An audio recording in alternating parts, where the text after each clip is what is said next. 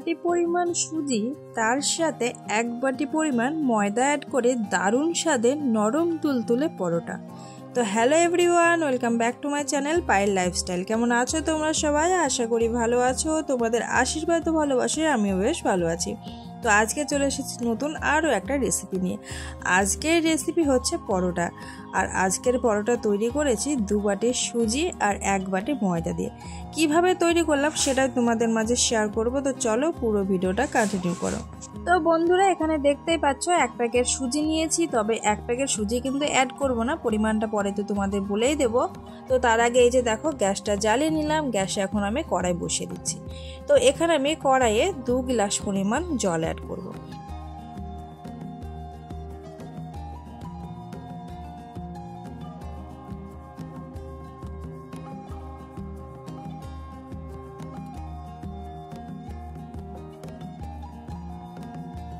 এবারে আমি এই জলের মধ্যে 1/2 চামচ পরিমাণে লবণ অ্যাড করব।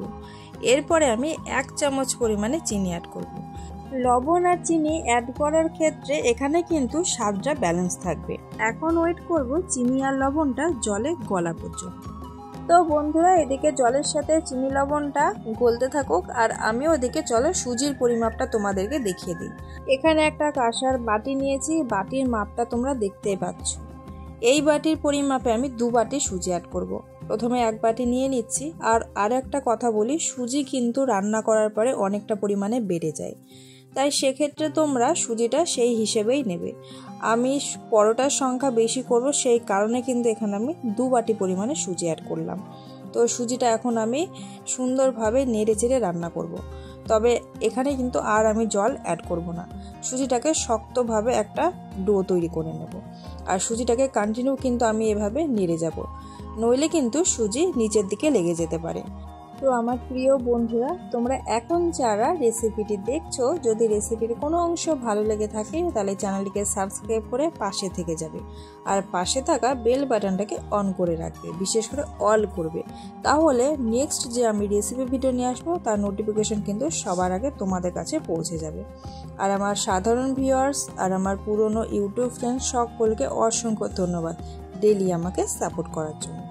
আর তোমাদের সাথে কথা বলতে বলতে দেখতেই পাচ্ছ সুজির ডোটা প্রায় তৈরি হয়ে আসছে, আর সুজিটা কিন্তু প্রায় জমে আসছে। আর সুজিটাকে কিন্তু এইভাবে কন্টিনিউ নাড়াচাড়া করতে হবে, নাহলে কিন্তু দলা পেকে যেতে পারে।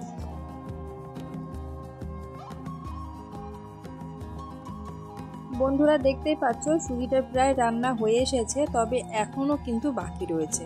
মানে সুজির ডোটাকে কিন্তু আমি একটু শক্ত করে নামাবো। অবশ্য সুজি ঠান্ডা হওয়ার সাথে সাথে কিন্তু শক্ত হতে থাকে। তো ডোটা কিন্তু দেখতে পাচ্ছ মানে সমানে কিন্তু আমি শুরু থেকে লাস্ট পর্যন্ত নেড়েই যাচ্ছি।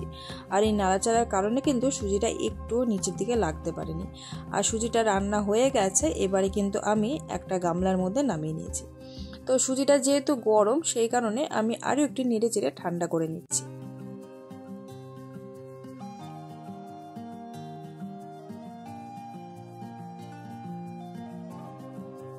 আর হ্যাঁ বন্ধুরা, সুজিটা দেখো প্রায় ঠান্ডা হয়ে এসেছে। আর সুজিটা কিন্তু গরম অবস্থাতেই আমাদের মেখে নিতে হবে। তো তার আগে অ্যাড করব আর একটা জিনিস, সেটা হচ্ছে ঘি। ঘিয়ের পরিমাণটা কিন্তু এখানে 2 চামচ পরিমাণ ঘি হবে। দেখে বুঝতেই পারছো, যেহেতু জমে রয়েছে সেই হিসেবে কিন্তু 1 চামচ পরিমাণ হয়েছে। তো ঘিটা অ্যাড করার পরে কিন্তু ভালোভাবে ঘিয়ের সাথে সুজিটাকে আমি মিশিয়ে নেব।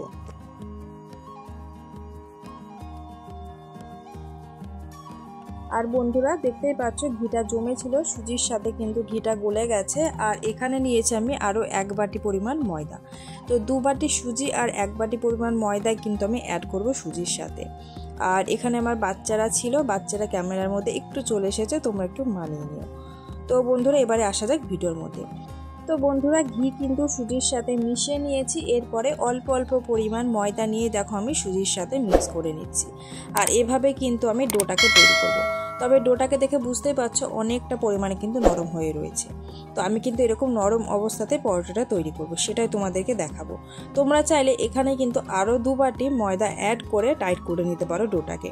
কিন্তু আমি ডোটাকে নরম রাখবো, যেহেতু পরোটাটা খুবই নরম হবে সেই কারণে। তো এখানে একটা ভিডিও ক্লিপ মিস করে গেছি আমি, তার জন্য সরি। তো ডোটা প্রচণ্ড নরম ছিল, হাতে আমি তেল লাগিয়েছি, তেল লাগিয়ে দেখো আমি সুন্দরভাবে লেচি তৈরি করে নিয়েছি।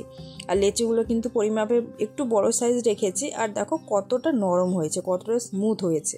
আর তোমরা এখানে দেখতে পেলে আমার হাতে কিন্তু অনেক পরিমাণ তেল লেগেছিল। হ্যাঁ, যেহেতু ডোটা প্রচণ্ড নরম ছিল সেই কারণে কিন্তু হাতে অনেকটা পরিমাণে তেল লাগিয়েই আমি এই লেচিগুলোকে তৈরি করেছি।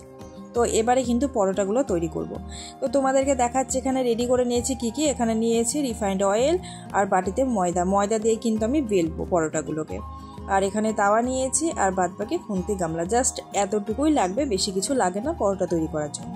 গ্যাস অন করে দিয়েছি, গ্যাসের উপরে তাওয়া বসিয়ে দিয়েছি। তো চলো এক এক করে পরোটাগুলো বেলি আর কিভাবে কি করছি সবটাই দেখাতে থাকি। তো দেখতেই পাচ্ছ লেচিগুলো প্রচণ্ড নরম, আরও একবার আমি গুলি করে নিয়েছি। আর দেখো ময়দাটা কিন্তু একটু বেশি পরিমাণে নিলাম, কেননা লেচিগুলো অনেকটা পরিমাণে কিন্তু নরম, সেই কারণে ময়দার পরিমাণটা একটু বেশি নিয়েছি। আর লেচির সাইজটাও কিন্তু অনেকটা বড় রয়েছে, তাই এই ময়দাটুকু কিন্তু অ্যাডজাস্ট হয়ে যাবে। আর তোমরা দেখতেই পাচ্ছ আমি হালকা হাতে কিন্তু বেলে নিচ্ছি। আটা বা ময়দার পরোটা যে পরিমাণে প্রেসার দিয়ে বেলো সেই পরিমাণে প্রেসার কিন্তু এখানে দেওয়া যাবে না, একেবারে হালকা হাতে কিন্তু সুজির এই পরোটাটা বেলে নিতে হবে। আর দেখো কতটা সুন্দরভাবে কিন্তু বেলা হচ্ছে, আর অনেকটা সাইজেও কিন্তু বড় হয়েছে। আর আমি কিন্তু এই সুজির পরোটাগুলো একটু মোটা রেখেছি, মানে একটু মোটা রাখতে হবে অবশ্য, যেহেতু প্রচণ্ড পরিমাণে নরম। আর হ্যাঁ, তোমাদেরকে অবশ্যই আমি দেখিয়ে দিচ্ছি কতটা পরিমাণে আমি মোটা রেখেছি। পরোটাটা সম্পূর্ণভাবে বেলা হয়ে গেছে আর তোমাদেরকে আমি এখানে দেখিয়ে দিচ্ছি, দেখো পরোটাটা কতটা পরিমাণে মোটা রয়েছে। খুব বেশি মোটা না, তবে মোটা রয়েছে, মিডিয়াম সাইজ। আর পরোটাগুলো এতটা পরিমাণে সফট, দেখতেই পাচ্ছ যে হাত দেওয়ার পরেই কিন্তু মানে সামান্য হাত লাগলে একটু এদিক ওদিক হয়ে যাচ্ছে। এদিকে তাওয়া গরম হয়ে গেছে, পরোটার গায়ে যে গুঁড়ো ময়দাগুলো লেগেছিল সেগুলোকে হালকা হাতে একটু ঝেড়ে দেখো আমি তাওয়াতে দিয়ে দিলাম। তাওয়াতে না দিয়েছি ঘি, না দিয়েছি তেল, শুকনো তাওয়াতে কিন্তু আমি দিয়ে দিয়েছি। একটা পরোটা ভাজতে বসিয়ে আরও একটা পরোটা তৈরি করার প্রস্তুতি নিচ্ছি। আর এভাবেই কিন্তু আমি লুচি পরোটা তৈরি করি। তো দেখতেই পাচ্ছ পরোটাটা কিন্তু পাল্টে দিয়েছি, আর পরোটা কিন্তু একদম তাওয়াতে লেগে যায়নি, আর একটু আচা আচা তো হবেই, তাহলেই কিন্তু পরোটা খেতে ভালো লাগে। তো পরোটা দেখো এক পিঠ আমি পাল্টে নিয়েছি, আর একটা পিঠ কিন্তু আমি একটু আচা আচা করে নিচ্ছি। তো এরপরে কিন্তু তেলটা অ্যাড করব।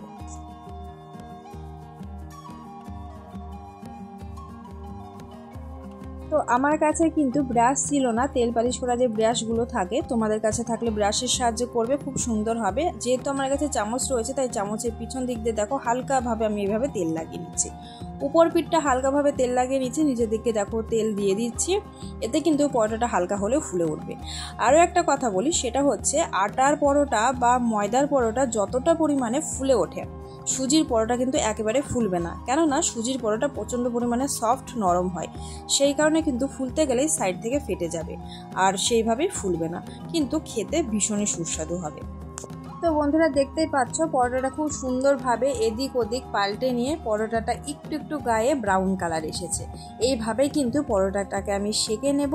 আর হ্যাঁ বন্ধুরা, তোমরা চাইলে সমস্ত পরোটা কিন্তু একেবারে বেলে নিয়েও ভেজে নিতে পারো, এতেও কিন্তু ভালো হবে। কিন্তু আমার ক্ষেত্রে একটা পরোটা বসে আরও একটা পরোটা রেডি করে নিই, এইভাবে কিন্তু আমার সুবিধা মনে হয়। আর এইভাবে দেখো আমি বাকি পরোটাগুলোও কিন্তু ভেজে নেব। আর এদিকে দেখো সুজির পরোটাটা কিন্তু একেবারে রেডি হয়ে গেছে, আর আমি কিন্তু তুলে নিচ্ছি। দেখে বোঝা যাচ্ছে কতটা পরিমাণে কিন্তু সফট হয়েছে।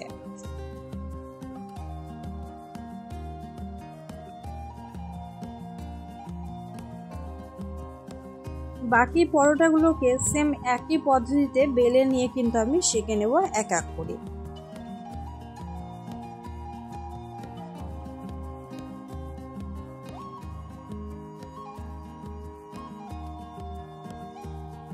অনেকেই আছো সুজির পরোটা এখনো খাওনি, আটা বা ময়দার পরোটা অবশ্যই খেয়েছো। যারা সুজির পরোটা এখনো খাওনি তারা অবশ্যই আজই ভিডিওটা দেখে ঝটপট করে সুজির পরোটা বানিয়ে ফেলো, খেতে ভীষণই সুস্বাদু হবে।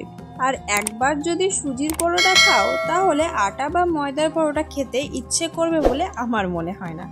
তো বন্ধুরা চলে এলাম একই পদ্ধতিতে সমস্ত সুজির পরোটাগুলোকে ভেজে নিয়ে। তো দেখো এখন রাতের খাবার খেতে বসে গেছি, আর রাতের ডিনারে রয়েছে সুজির পরোটা, তার সাথে সোয়াবিনের মুঠা, ভীষণই টেস্টি লোভনীয় খাবার। আর তোমরা এখানে দেখো সুজির পরোটা কত সুন্দর সফট হয়েছে, দেখে বুঝতেই পারছো। তো তোমরা আর দেরি না করে আজকেই ঝটপট করে বানিয়ে ফেলো। আর রেসিপি কেমন লাগলো অবশ্যই কমেন্টে জানাবে। দেখা হবে নতুন আরও একটি রেসিপির সাথে। ভালো থেকো, সুস্থ থেকো, টাটা বন্ধুরা।